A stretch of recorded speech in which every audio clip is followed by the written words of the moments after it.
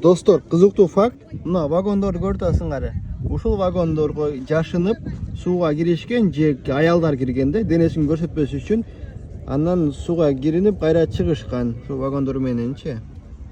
Бул аял ушуларды караган жана сууда сүзүүнү үйрөткөн инструктор жана ошол куткаруучу болгон экен. Ошо 1800-1900 жылдары. Азыр ушул аркадан өтөбүз дагы. Мына сканды басканда бул жактан караганда азыр көрсөтөт, бардыгын айтып берет. Бул Мэри Уитланд. Кызыктуу экен аябай. Ошол доордо эле аялдар денесин көрсөтүп сууга түшүү бул уят болгон экен.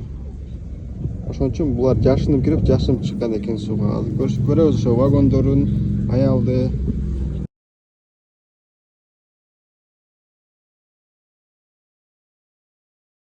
Hello, I'm Mary Wheatland. See my medals? Them's for saving lives at sea. I saved my first life when I was 16. Swimming's a life skill, so you mind you learn how.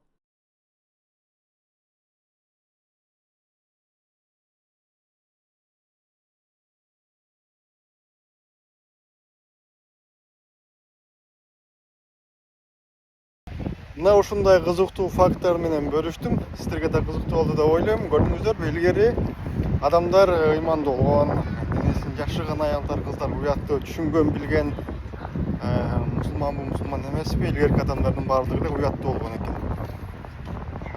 Азыр эми каалагандай.